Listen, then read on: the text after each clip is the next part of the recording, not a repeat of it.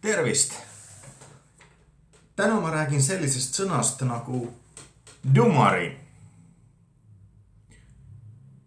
Minu jaoks on ta mõnes mõttes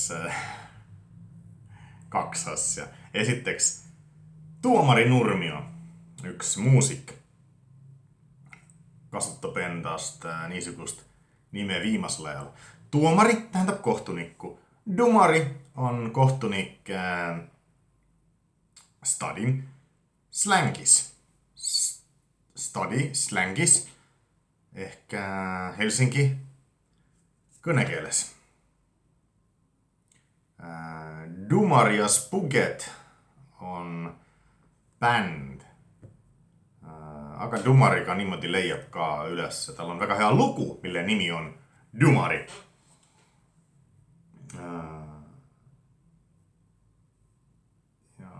Spurgut, Spuget on jottad. Kohtunik ja joomamehed oleks tema bändi tõlge. Tuomari Nurmio on teinud väga palju laule ka varem. Ja ka teda soovitan guugeldada. Tuomari Nurmio, kui tema hääl meeldib. Mulle nimelt ei meeldi tema hääl üldse. Siis see võib-olla meeldibki sulle. Et siis on väga lahe.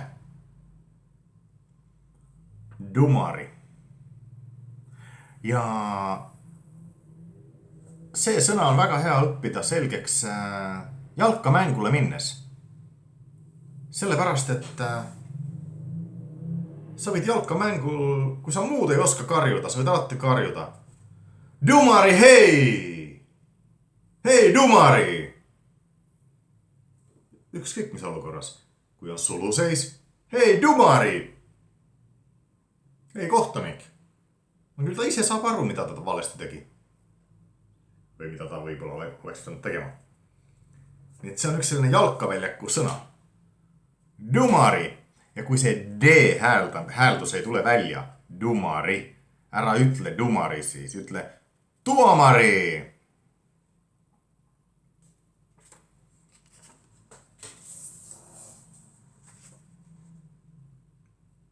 Ma ei hakka igaks juhuks õpetama väga roppe asju, aga on ka selline ütlus kohtunike kohta, et tuomari on juomari ja haisee kuin viemäri.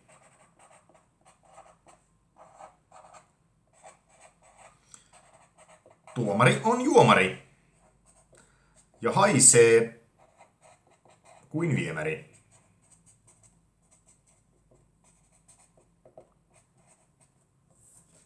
Niimoodi. Tuomari on juomari ja haisee kuin viemäri. Kui keegi niimoodi laulab kuskil, siis te võite öelda. No. Hyvä tuomari. See on. Ta on hea kohtunik. Nii. Mina ei õpetanud teile seda. Ja ei meelde, et sedasi ei tohi laulda. Siis on hästi.